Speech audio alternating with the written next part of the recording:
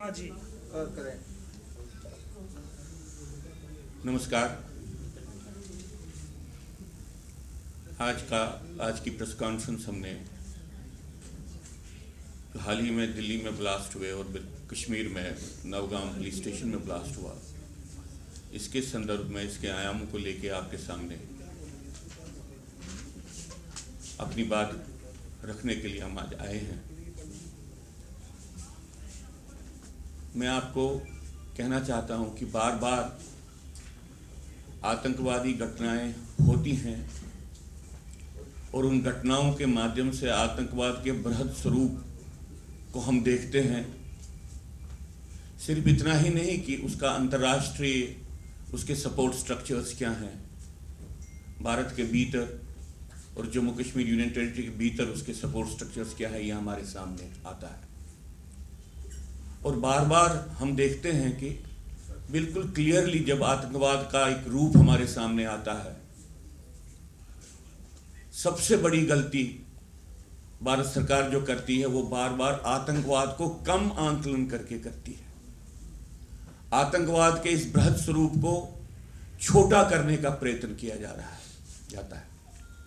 एक किस्म से लगता है कि जैसे कि एक सेल्फ सबवर्शन, खुद ही अंदर विचार की धरातल पर एक विघटन का काम शुरू हो जाता है। आप कहेंगे कि आप क्या बोल रहे हो। देखिए, अभी जो ये आतंकवादी घटना दिल्ली में हुई, इसको लेके एकदम से जो चर्चाएं चली कि वो ये चली कि भाई ये एक वाइट कॉलर्ड आतंकवाद है, एक नया रूप आतंकवाद का हमारे सामने आया। और ये भी कहने का प्रयत्न किया जा रहा है आतंकवाद तो कमजोर, हमने खत्म कर दिया था, लगभग कंट्रोल में लिया था। अब ये 12 साल के बाद ये घटना हुई।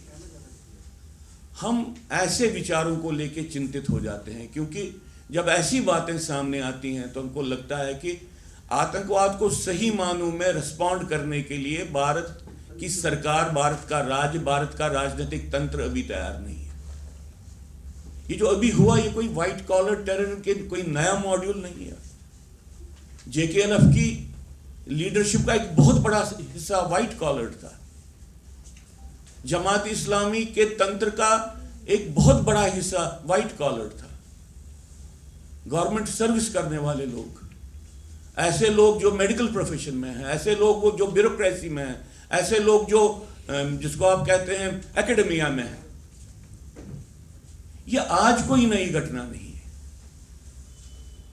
तो पहली बात तो है कि ये समझें कि इतने साल से राजनीतिक तंत्र ने और यहां की गवर्नेंस की व्यवस्था ने अंदर से एक ऐसे सिस्टम को पाला है जिसमें सिस्टम के भीतर उससे फायदा लेने वाले लोग आतंकवाद और अलगाववाद के साथ जुड़े हुए हैं।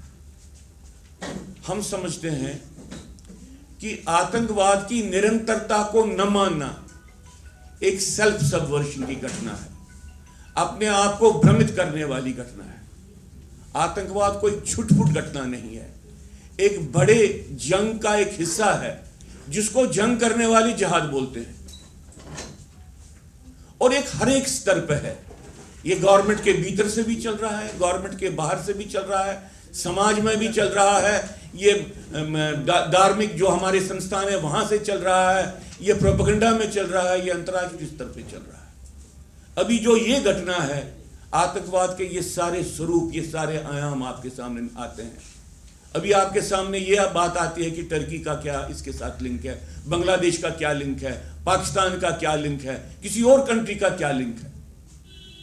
तो हम आपके माध्यम से आज फिर से भारत सरकार के सामने ये कहते हैं कि पहले आप आतंकवाद के सही स्वरूप को मानो, और आतंकवाद का सही स्वरूप है एक ये टोटल युद्ध है, एक जिसको वो जिहाद कहते हैं। आप छुटपुट टेररिज्म का मुकाबला नहीं कर रहे हैं, आप एक जिहादी युद्ध का मुकाबला कर रहे हैं जो हर एक स्तर पे काम कर रहा है। दूसरी बात, जो ये टेररिज्म है, ये छुटपुट घटनाएं नहीं करना चाहता है, कुछ लोगों को मार के सिर्फ पब्लिसिटी में नहीं रहना चाहता है। आपके सामने आयाम है अभी कि अगर 3000 किलोग्राम का एक्सप्लोसिव मटेरियल मिला है, जो लोग इसका इस्तेमाल करते हैं वो कितने लोगों को मारना चाहते हैं। आपको इस आतंकवादी घटनाक्रम से ये मालूम पड़ा है कि लोग जहर बनाने की कोशिश कर रहे थे। वो लोग जो हमारे ही इंस्टीट्यूशन से पढ़ के या हमारी स्पॉन्सरशिप से लेके बाहर के कंट्रीज में पढ़ने गए थे, वो ऐसे जहर बनाने की सोच रहे थे जिसमें हजारों लाखों की संख्या में लोगों को मारा जाए। इसलिए निवेदन है भारत सरकार से, अब ये जो एक घटना घटी है इसके बाद वो आतंकवाद के स्वरूप को समझे। ये एक बड़ा युद्ध है, ये कश्मीर के माध्यम से अंदर घुस रहा है लेकिन पूरे भारत को खत्म करना चाहता है और इसका प्रमुख लक्ष्य हिंदुओं का जाति विध्वंस करना। इसका मेन आइडियोलॉजिकल टारगेट ये नॉन मुस्लिम्स पे एम्ड है, ये हिंदुओं पे एम्ड है। इस बात को समझना चाहिए।